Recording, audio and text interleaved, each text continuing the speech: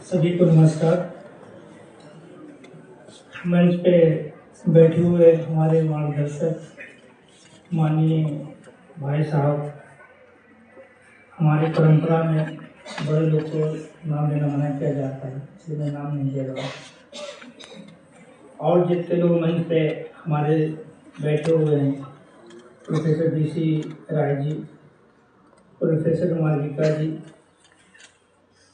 Miss Devyani जी, श्री जसवीर जी, श्री अवधेश जी, doctor Vanita जी, और हमारे जो फैंस को लगातार आगे ले जा रहे हैं, श्री गुरु बिहारी जी, और जो हमारे ऑर्गेनाइजिंग सेक्रेटरी हैं श्री विक्रमादित्य जी, वहाँ बैठे हुए पीछे में, और आज के जो प्रोग्राम के कन्वीनर हैं हमारे प्रोफेसर विजय जी।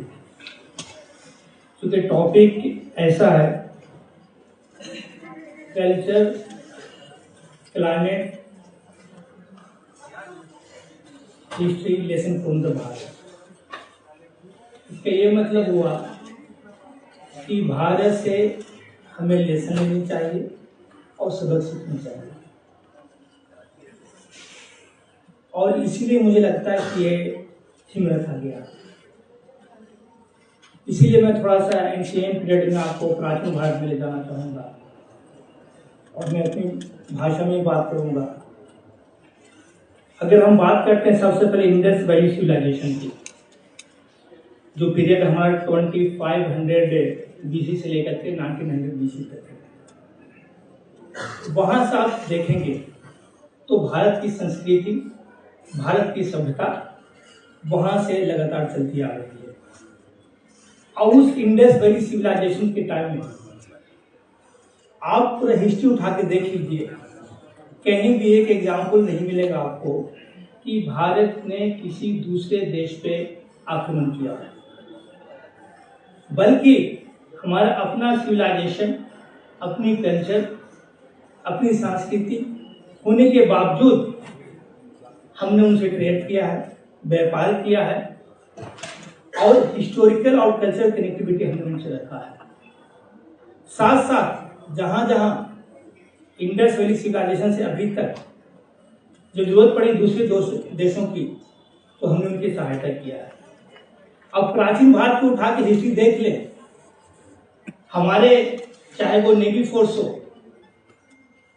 या हमारे लैंड फोर्सेज हो, स्ट्रॉन्ग आर्मी और नेवी होने के बावजूद भी हमने हमेशा दूसरे देश को प्रोटेक्ट किया है, और इसलिए हम बिलीव करते हैं वासुदेव कुटुंबकम में।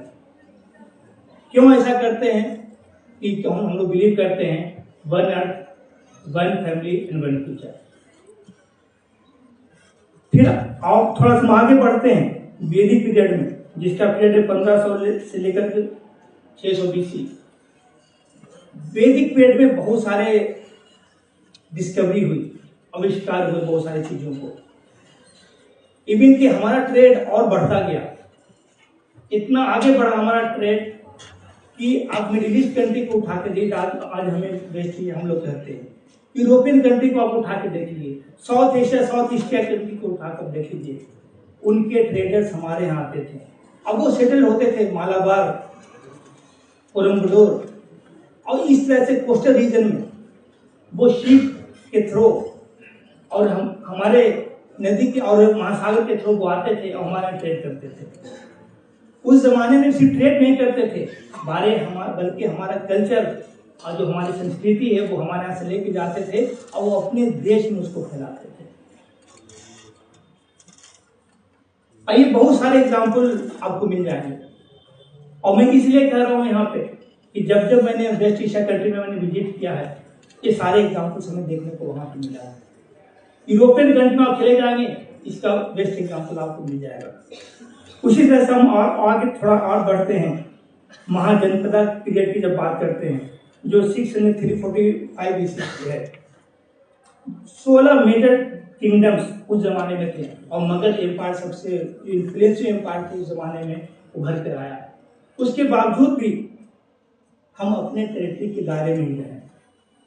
सबसे पावरफुल एम्पायर होने के बाद भी हमने किसी देश पे अटैक नहीं किया, भारत कभी भी किसी देश में जाकर के उनके टेरिटरी को ऑक्युपाई नहीं किया, बल्कि उनके साथ अच्छा व्यवहार किया।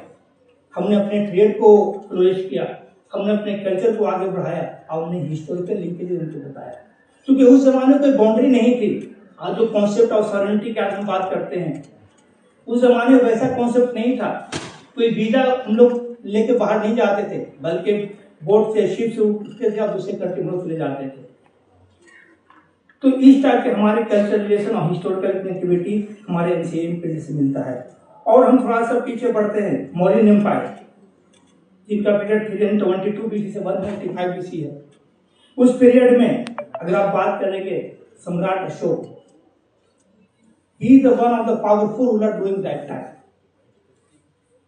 Despite that, he only tried to protect his kingdom. Not only that, he also tried to create the peace in all over the region and all over the world. उसी तरह नॉर्थ सेंट्रल एशिया के, north और central region of India की हम बात करते हैं, Sung dynasty, Kushan dynasty, Gupta empire, ये सब एग्जाम्पल मैं इसलिए दे रहा हूँ कि एंशिएंट पीरियड से लेकर के अभी तक कोई एग्जाम्पल ऐसा हमें नहीं मिलता हमने दूसरे देश का अपमान किया। अब आती है बात कि हमें अभी तक वो स्पेस जो हिंदुस्तान को मिलनी चाहिए थी वो शायद नहीं मिली है। उसका बेसिक रीजन मैं समझता हूँ लिटरेचर की कमी की वजह से। अगर हम बात करते हैं कौटिल्य की, मनु की, उस तरह से बृहस्पति और शुक्र की, तो वेस्टर्न मीडिया में और वेस्टर्न लिटरेचर, यूरोपियन लिटरेचर में आपको एक चीज देखने को नहीं मिलेगी। वो क्यों जानबूझ करके ऐसा इसलिए किया गया ताकि उनके बारे जो भारत के हमारे जो स्कॉलर्स हैं, भारत के हमारे जो फिलोसफर्स हैं और भारत के आइडियोलॉग हैं हमारे, उनके टेक्स्ट में नहीं आ पाए।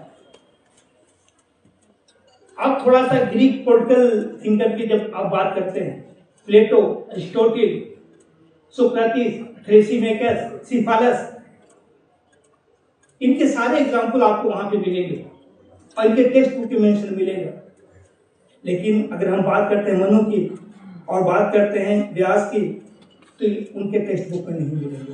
ये हमारी रिस्पॉन्सिबिलिटी है कि हम अपने बच्चों को बताएं कि हमारे पूर्वज, हमारे जो आइडियोलॉग, हमारे जो थिंकर्स थे वो कैसे थे और क्या बात करते थे। अगर हम बात करते हैं थ्योरी ऑफ स्टेट क्राफ्ट की, आज सब लोग मैकियावेली की बात करते हैं, लेकिन उससे पहले कौटिल्य ने थ्योरी ऑफ स्टेट क्राफ्ट की बात की थी कि how to rule the state. ये सारी चीजें हमारे भारत में मौजूद है और जिनको यूरोपियन और वेस्टर्न कंट्री ने एक जो स्पेस मिलनी चाहिए थी नहीं मिली है, लेकिन हम लोग की जिम्मेदारी है उस स्पेस को जरूर आगे बढ़ाएंगे। अगर हम मनु की बात करते हैं, जिन्होंने बात की है ड्यूटी ऑफ द किंग, एक रूलर की क्या ड्यूटी होनी चाहिए, सोशल ऑर्डर की जिन्होंने बात की है, पनिशमेंट, अगर कोई मिस्टेक करता, कोई गलती करता तो उसकी क्या पनिशमेंट होनी चाहिए। आज जिनेवा प्रोटोकॉल की हम बात करते हैं, लेकिन ये सारी चीजें भारत के ग्रंथ में आपको मिल जाएंगे और भारत के टेक्स्ट बुक मिल जाएंगे। उसी तरह से अगर हम बात करते हैं शुक्रा की और बृहस्पति की, तो साइंस ऑफ पनिशमेंट उनकी बुक में बहुत डिटेल में आपको मिल जाएगा। ये सब जरूरत मैं इसलिए आपसे डिस्कस कर रहा हूँ कि यहाँ पे तो बहुत सारे यहाँ पे हमारे स्टूडेंट भी हैं, छात्र भी हैं और हमारे फ्रेंड्स के हमारे अधिकारी भी हैं, तो ये किस तरह हम इसको आगे ले जाएंगे, इसलिए मैं इन चीज़ों को डिस्कस कर रहा हूँ यहाँ पे। अगर हम प्रेजेंट सिचुएशन की बात करें मॉडर्न पीरियड की, और best example just last week में एग्जाम्पल आपको देता हूँ। जब क्राइसिस शुरू हुआ मिडिल ईस्ट में और वेस्ट एशिया में, भारत आगे बढ़ करके कुछ कंट्री में नाम नहीं लेना चाहूंगा, उन्होंने एनर्जी सप्लाई किया। दूसरे कंट्री में जहां पे हाहाकार मच रहे हैं, आप चाहे पाकिस्तान का एग्जाम्पल ले लें, बांग्लादेश का एग्जाम्पल ले लें, श्रीलंका के ले, नेपाल के ले लें, पेट्रोल पंप पे हर जगह पे भीड़ लगी हुई गैस के लिए और पेट्रोल के लिए। लेकिन ऐसे समय में भारत ने उन कंट्री को एनर्जी सप्लाई किया। वो इसलिए किया कि हमारा उनसे मैत्री संबंध है। उस तरह से कोरोना के टाइम में सिर्फ हमने अपने देश को प्रोटेक्ट नहीं किया, बल्कि दूसरे देश को हमने वैक्सीनेशन भी दिया, मेडिसिन भी दिया। और इसीलिए कहा जाता है कि भारत, और जो इस टॉपिक हमारा मंथन था, लेसन फ्रॉम द भारत। जहां तक लैंग्वेज की बात करते हैं, मिडिल ईस्ट कंट्री के कोई भी ऐसा कंट्री जो मैंने विजिट नहीं किया, ईरान में 12 बार विजिट किया, उसके वहां से 2 रिप्रेजेंटेटिव यहाँ पे बैठे हुए हैं। वहां मेरे बहुत अच्छे अच्छे मित्र है, लेकिन जब हमसे वो बात करते थे हमेशा फारसी में बात करते थे। He knows English very well, despite that he always try to speak in personal language. वो फारसी में मुझसे बात करते थे। मैंने एक दिन उससे क्वेश्चन किया कि भाई तुम तो इंग्लिश बहुत अच्छा जानते हो, तो क्यों फारसी में मुझसे बात कर रहे हो? उसने कहा कि सर ये हमारा अपना लैंग्वेज है, हमारा अपना कल्चर है। अगर जिस दिन हम अपने कल्चर को, लैंग्वेज को छोड़ देंगे, वो हमारा सिविलाइजेशन खत्म हो जाएगा, हमारी कंट्री खत्म हो जाएगी। ये हम लोग को भी सीखने की जरूरत है। इसका ये मतलब नहीं कि हम इंग्लिश नहीं सीखेंगे, हम दूसरे भाषा भी सीखेंगे, लेकिन अपनी मातृभाषा को हम आगे बढ़ाएंगे। इसी बात के साथ बहुत सारी चीजें, लेकिन हम भाई साहब को सुनने आए हैं, तो मैं अपनी बात को विराम देता हूँ। बहुत बहुत धन्यवाद।